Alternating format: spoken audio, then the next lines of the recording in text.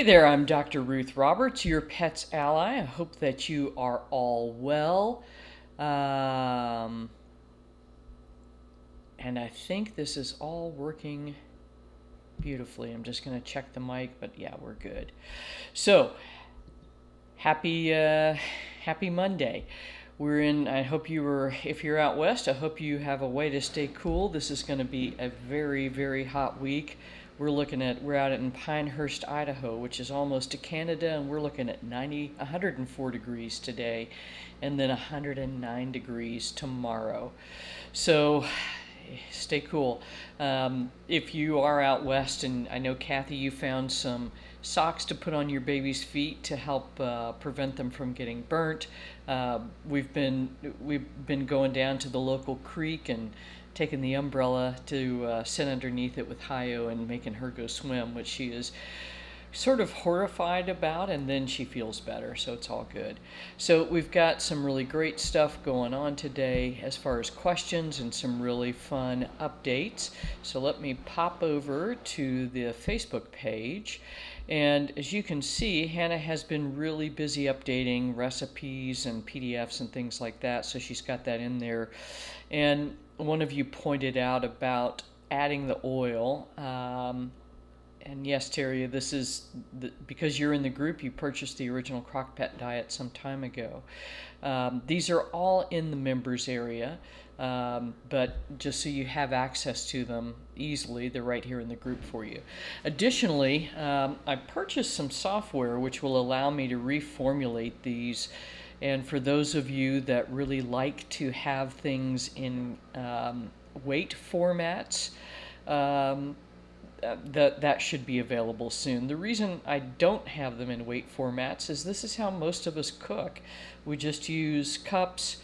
So again, the idea was for the person that's not a cook to make this as simple as possible. You use measuring cups. This gets the same recipe out as when I will calculate it for weights. It's the same thing, whether it's in a cup or whether you're using a scale.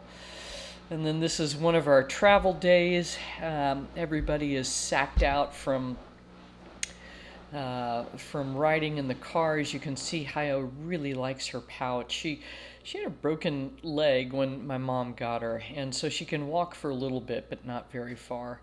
Pep is more of a backpacker than anything else, but this is part of our ride up through Montana and into Idaho. And then Becky, thank you so much for this recipe, for this beautiful batch, and I bet your pup really is happy. So good deal on that.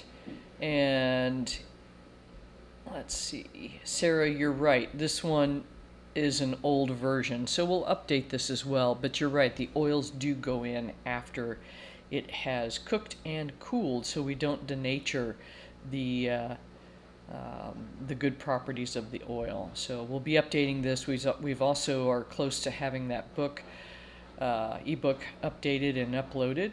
And yeah, I'm excited about that too. So there's some more recipes. The first batch were for dogs. These are for cats. And then Becky was asking about using beans.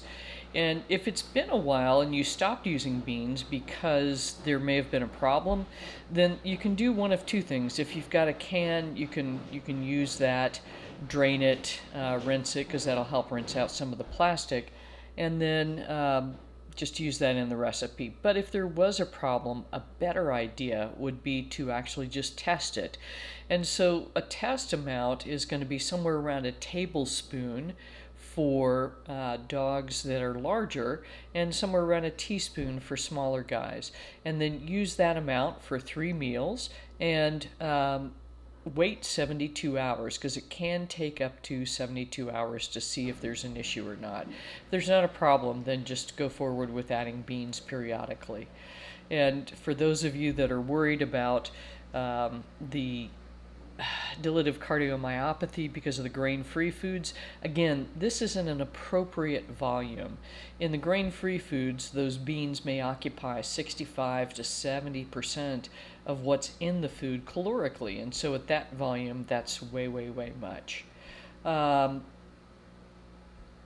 And then, Nikki, you've got a pup with pancreatitis. So pork actually is the lowest fat protein if you use something like a pork tenderloin. If you're using a pork shoulder, obviously not so much. So lamb is also going to be very fatty. So things like turkey, chicken, lean beef, pork tenderloin, fish, those are going to be the these are going to be the key proteins that are low in fat.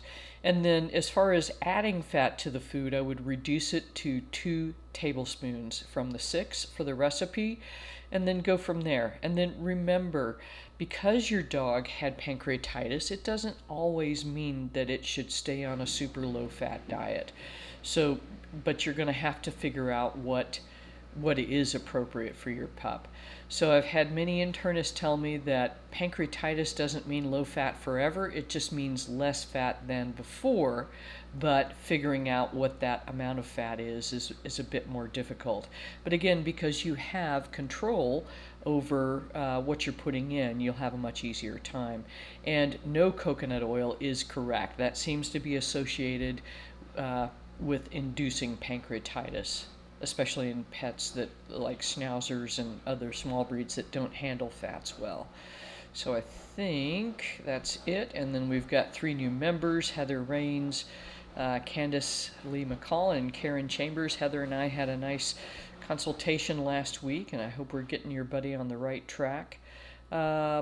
She has had a real whammy. She had a couple of pets diagnosed, both of her dogs diagnosed with cancer sort of back to back. So hearts out to Heather, hoping that you start getting some good news, because gosh knows you deserve it. And I think that's all the questions here. Let me pop over to the sheet that Hannah made up for me, make sure I didn't